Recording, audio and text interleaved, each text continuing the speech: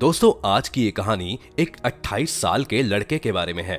वो लड़का जिसने इंग्लैंड के 230 साल पुराने बैंक को एक झटके में बर्बाद कर दिया। कभी जिस बैंक में खुद क्वीन एलिजाबेथ का खाता हुआ करता था, उस बैंक की हालत ये हो गई थी कि उसे सिर्फ 1 पाउंड की कीमत पर बेच दिया गया। जी हाँ, 1 पाउंड में एक चेयर तक नहीं आती है। लेकिन इस कदर ये बैंक बर्बाद हो गया था कि इसकी सिर्फ इतनी ही वैल्यू बची थी। क्या है ये पूरी कहानी और कैसे हुआ ये सब, जानेंगे हम आज इस वीडियो में, तो अंत तक बने रहिएगा हमारे साथ। लेकिन वीडियो शुरू होने से पहले अगर आप लोग चैनल पर नए हैं या आपने अभी तक चैनल को सब्सक्राइब नहीं किया है, तो चैनल को सब्सक्राइब करना और बेल आइकन दबाना ना भूलें। 1979 में निक लेसन नाम के एक एम्प्लॉय ने अपनी कंपनी मॉर्गन स्टैनली में प्रमोशन की मांग की। उसका सपना था कि उसे एक स्टॉक ट्रेडर बनना है, लेकिन उसके मैनेजर ने उसे प्रमोशन नहीं दिया और उसी के चलते निक ने ये कंपनी छोड़ दी और इंग्लैंड के सबसे पुराने बैंक बेरिंग बैंक में नौकरी करना शुरू कर दिया। बेरिंग बैंक को ये हायरिंग आगे चलकर बहुत महंगी पड़ी। निक ने इस बैंक में आकर एक नया वातावरण देखा। यहाँ पर ज्यादातर कंप्यूटर पुराने थे, लोग ढंग से काम नहीं किया करते थे और बैंक ने कई सारे ऐसे लोन्स दिए हुए थे जो कभी चुकाए ही नहीं गए थे। निक ने जल्दी से इन्हें इन्वेस्टिगेट करना शुरू किया और इन लोन्स की खोजबीन के लिए कई देश घूमा। आखिर में निक ने करीब 10 करोड़ पाउंड या आज के समय के 930 करोड़ रुपए के लोन को उजागर किया और इस काम की वजह से बैंक को काफी फायदा हुआ। 1992 में इस काम के लिए निक को प्रमोशन भी दिया गया और फाइनली निक का एक स्टॉक ट्रेडर बनने का सपना पूरा हो गया। उसे बैंक ने सिंगापुर में अपनी फ्यूचर्स डिवीजन का हेड बना दिया और यहीं से सारी गड़बड़ शुरू हुई। सिंगापुर में रहते हुए बैंक जापान के स्टॉक एक्सचेंज पर ऑपरेट कर रहा था और निक का ये काम था कि वो स्टॉक्स पर बेट करे। अगर निक की प्रेडिक्शन के अनुसार मार्केट चलता है तो उन्हें प्रॉफिट होता, वरना लॉस। निक का पहला साल यहाँ पर काफी बुरा गुजरा और जल्द ही निक की कई सारी बेट्स लॉस मेकिंग साबित हुई। लेकिन निक को ये डर था कि कहीं बैंक उसकी खराब परफॉर्मेंस देखकर उसकी नौकरी ना छीन ले और इसलिए निक ने इन लॉसेस को छुपाने के लिए एक सीक्रेट अकाउंट बनाया जिसमें इन स्टॉक्स को रखा जाता था। अगर निक को इस अकाउंट से हो रहे लॉस को छुपाना था तो इसलिए उसे हर वक्त पैसे की जरूरत थी।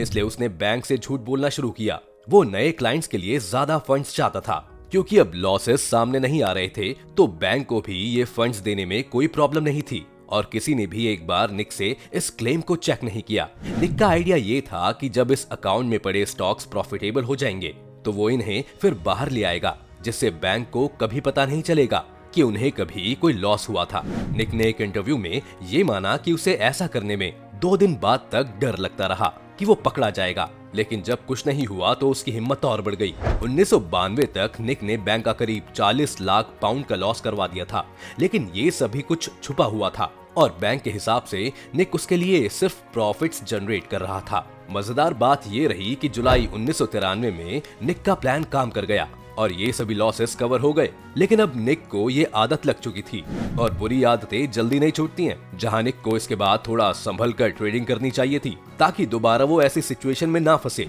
उसने और ज्यादा रिस्की बेट्स लगानी शुरू कर दी क्योंकि अब निक की इमेज एक सक्सेसफुल ट्रेडर की बन गई थी और किसी भी हाल में वो अपनी इस रेपुटेशन को मेंटेन करके रखना चाहता था।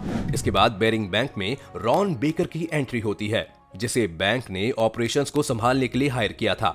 रॉन की नजर निक के सिंगापुर डिपार्टमेंट पर पड़ी, जहां से बैंक को बहुत ज्यादा ही प्रॉफिट हो रहा था। यहीं पर उसे निक पर शक हुआ। रॉन ने देखा कि जिन नए क्लाइंट्स को फंड्स दिए गए हैं वो अपनी पेमेंट तो कर ही नहीं रहे और इसलिए जुलाई 1993 में बैंक का इंटरनल ऑडिट बुलाया गया। ये ऑडिटर्स सिंगापुर गए और साल के अंत तक निक काफी घबराया हुआ था क्योंकि न सिर्फ इस ऑडिट से उसका सच सामने आ जाता, बल्कि इस बार उसने 9.4 करोड़ पाउंड का लॉस छुपा रखा था, जो पिछले लॉस से 23 गुना ज्यादा बड़ा था। निक को पता था कि अगर इन ऑडिटर्स को इस सीक्रेट अकाउंट से रिलेटेड एक भी डॉक्यूमेंट मिल गया तो उसका सच सामने आ जाएगा।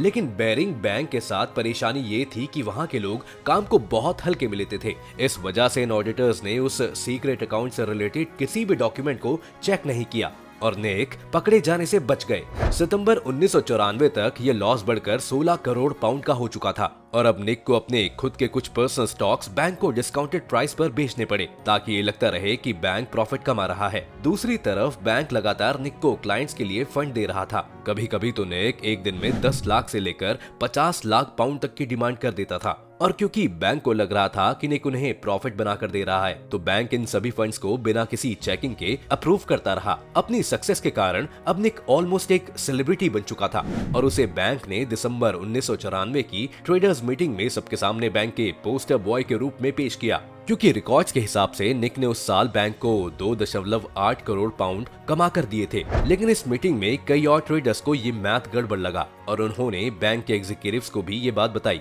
लेकिन उनकी बात अनसुनी कर दी गई। हालत ये हो गई थी, बैंक के पास मौजूद 75% पैसा अब निक अकेले हैंडल कर रहा था और अब तक निक ने बैंक का 33 करोड़ पाउंड या 1000 करोड़ से ज्यादा का लॉस करवा दिया था। निक के लिए भी अब ये प्रेशर हैंडल करना काफी मुश्किल हो गया था, लेकिन निक ने अपने लिए एक इतना गहरा गड्ढा खोद लिया था कि उससे बाहर आ पाना लगभग नामुमकिन था। लेकिन निक ने एक आखिरी कोशिश की। इस आखिरी कोशिश में निक ने ये बेट किया कि जापान का मार्केट अगले 6 महीने तक स्टेबल रहेगा और ये निक का सबसे बड़ा जुआ था। अगर ये हो जाता तो निक का सारा लॉस कवर हो जाता और कुछ हफ्तों तक सब कुछ अच्छा भी चल रहा था। लेकिन फिर 17 जनवरी 1995 को जापान में एक बड़ा भूकंप आया और इसने वहां की इकोनॉमी को भी बड़े तौर पर इम्पैक्ट किया। स्टॉक मार्केट गिरने लगा, साथ ही निक की उम्मीदें भी। लेकिन बैंक की तरफ से अभी निक को फंड्स मिल रहे थे। निक दिन पर दिन बैंक के लिए सिर्फ लॉस जनरेट कर रहा था और इस बीच निक एक 5 लाख पाउंड का बड़ा लॉस छुपाना भूल गया। इस लॉस पर जब ऑडिटर्स की नजर पड़ी तो निक से सवाल पूछे गए, लेकिन निक ने एक फेक बैंक लोन डॉक्यूमेंट बनाकर इसे भी उनकी नजरों से गायब कर दिया, जबकि इस डॉक्यूमेंट से साफ देखा जा सकता था कि ये डॉक्यूमेंट बैंक के नहीं बल्कि निक की पर्सनल फैक्स मशीन से भेजा गया है। 17 फरवरी को सिंगापुर के ही एक बैंक क्लर्क ने निक के डॉक्यूमेंट्स में कुछ गड़बड़ियां देखी और इसे उसने निक को रिपोर्ट किया और अगले एक हफ्ते तक वो निक से इस बारे में पूछता था। जब एक दिन वो क्लर्क फिर से निक के ऑफिस आया तो निक ने ये बहाना बना दिया कि उसकी पत्नी की तबीयत खराब है, उसे घंटे भर के लिए बाहर जाना होगा। इसके बाद निक कभी ऑफिस नहीं लौटा और उसने देश छोड़ दिया।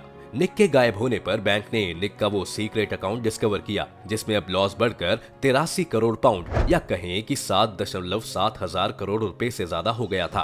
बैंक के सीनियर्स को पता था कि अब कुछ नहीं किया जा सकता। उन्होंने मंडे को मार्केट खोलने से पहले इंग्लैंड के सेंट्रल बैंक से मदद मांगी, लेकिन इससे भी कुछ नहीं हुआ और 230 साल के लंबे इतिहास के बाद ये बैंक कोलैप्स कर गया। 20 नवंबर 1995 को निक को जर्मनी से अरेस्ट कर लिया गया और सिंगापुर लाया गया। निक के ऊपर बैंक के ऑडिटर्स और सिंगापुर के एक्सचेंज को धोखा देने के लिए 2 धाराएं लगाई गई, जिसके लिए उसे सिर्फ 6.5 साल की सजा हुई और 4 साल के बाद अच्छे बर्ताव के लिए उसे छोड़ भी दिया गया। निक को इतनी कम सजा इसलिए भी हुई क्योंकि कोर्ट ने माना कि निक के लॉसेस के पीछे गलती बैंक की थी, जिन्होंने बिना चेक किए निक को इतना ज्यादा फंड्स दिए और ऑडिट होने के बावजूद भी वो निक के सीक्रेट अकाउंट को नहीं पकड़ पाए। एक इंटरव्यू में निक ने ये भी कहा कि उन्होंने जो किया गलत किया, लेकिन वो ऐसा कभी ना कर पाता अगर उनका एक भी सीनियर अपनी जॉब अच्छे से करने में सक्षम होता। जहां आज बेरिंग बैंक पूरी तरह बंद हो चुका है और उसे एक डच बैंक ने सिर्फ 1 पाउंड की कीमत पर देकर खरीद लिया था, वहीं निक आज भी एक अच्छी जिंदगी जी रहा है। निक को 2018 में सिंगापुर के बिग ब्रदर शो में भी एक पार्टिसिपेंट की तरह बुलाया गया था, जहां से निक और उसकी कहानी एक बार फिर पॉपुलर हुई। आपको क्या लगता है, इस पूरे घटनाक्रम में किसकी गलती ज्यादा थी, निक की या फिर बेरिंग बैंक की? अपनी राय हमें कमेंट सेक्शन में जरूर लिखें। उम्मीद है आपको आज की इस वीडियो से काफी कुछ सीखने को मिला होगा। अगर आपको ये वीडियो पसंद आई हो तो वीडियो को लाइक करें और अगर आप चैनल पर नए हैं या फिर आपने अभी तक चैनल को सब्सक्राइब नहीं किया है तो चैनल को सब्सक्राइब करना और बेल आइकन दबाना ना भूलें।